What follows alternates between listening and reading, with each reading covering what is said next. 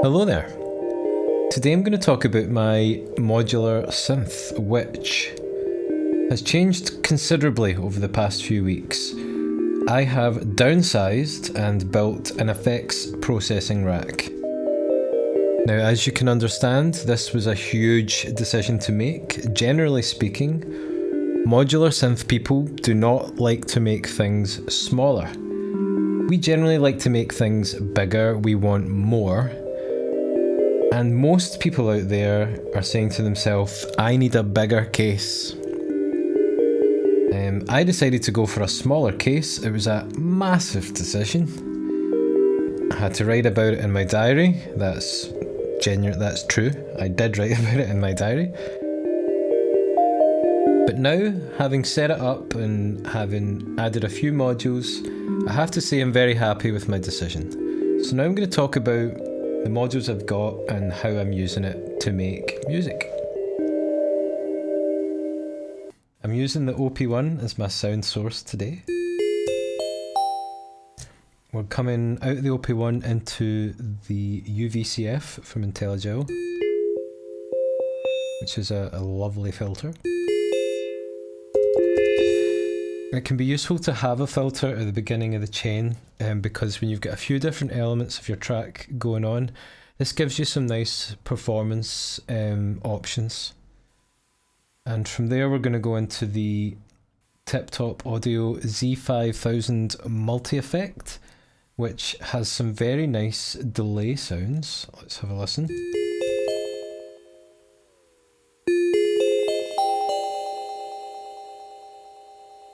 And one of the cool things about this is that when you turn the feedback all the way up,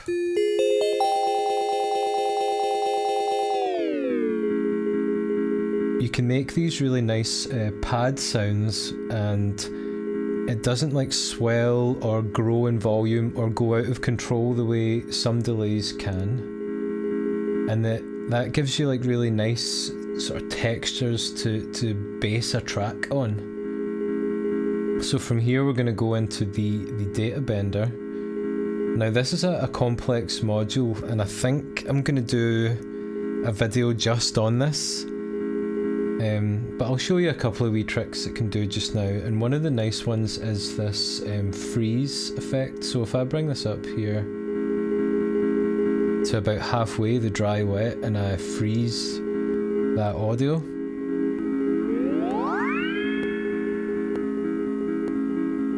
then we've got this kind of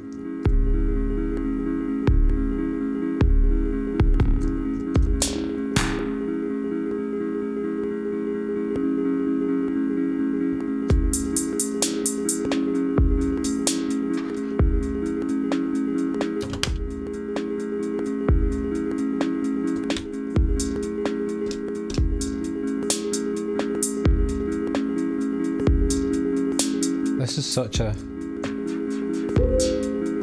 good basis for a track, you know. Then we can start to add in these other elements like bend and break, which adds variation to this kind of beat that I've got going. And I think when you've got it frozen, these effects will only affect the frozen sound.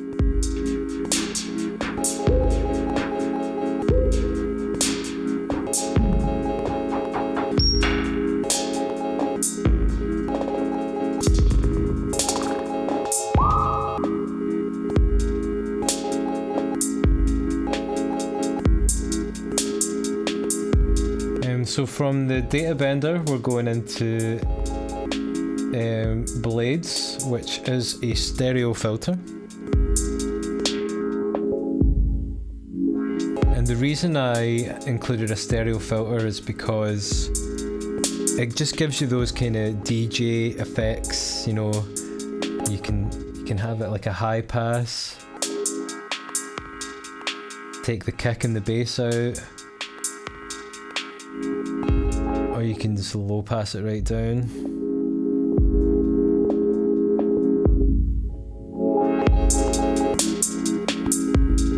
So really cool.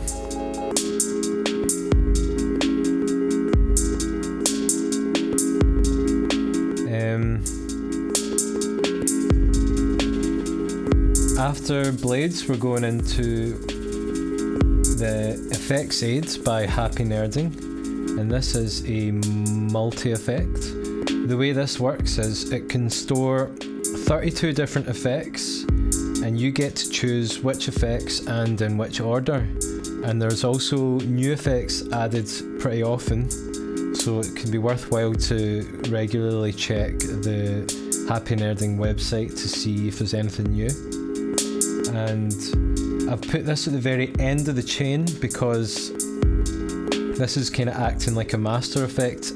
Absolutely everything that's running through from the OP1 and everything here will get affected by this, and that can be another great performance tool. It adds variation to your composition.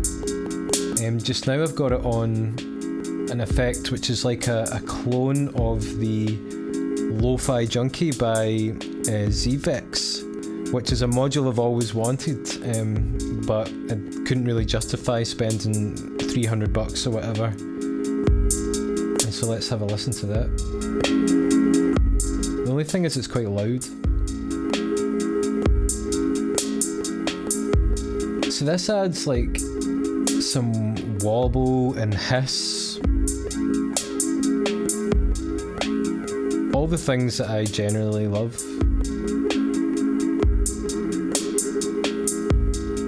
There's also a filter in here.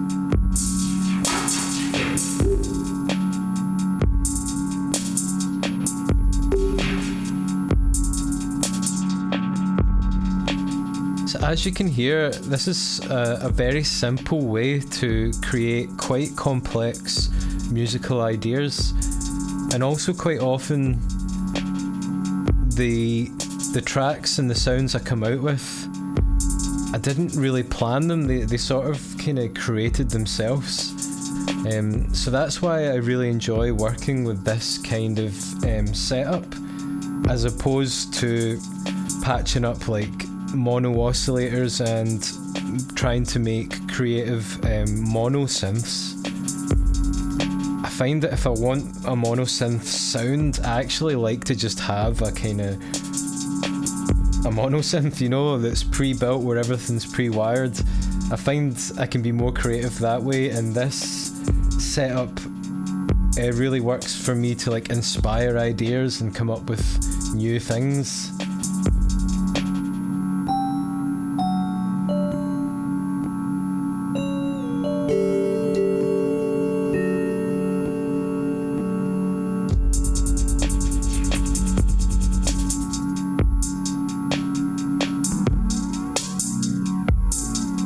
I just love the sound of that, you know.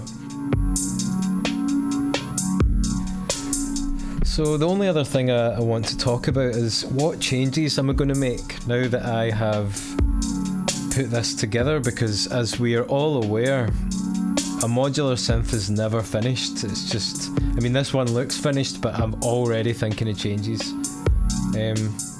One of the changes I'm going to make is I'm going to buy a module to bring external audio up to Eurorack line level, because there is quite a jump in volume, and there are some effects like in the data bender and in blades that you kind of need the level to be a bit louder because the jump in volume is just too much.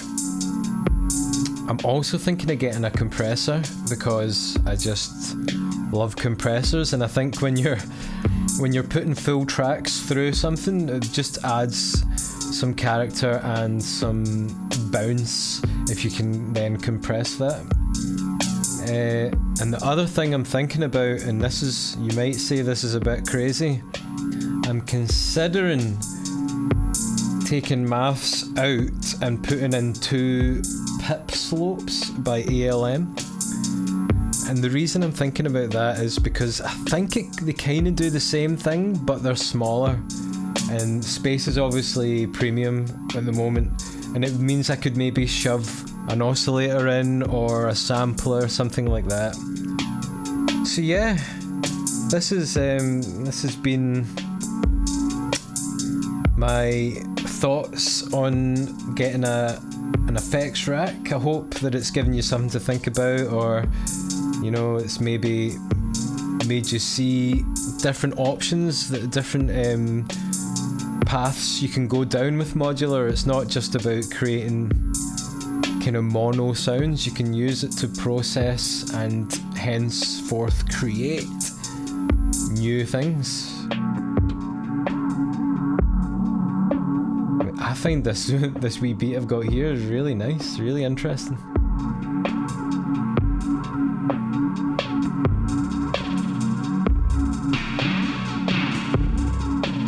So yeah, take it easy out there, and I'll see you next time.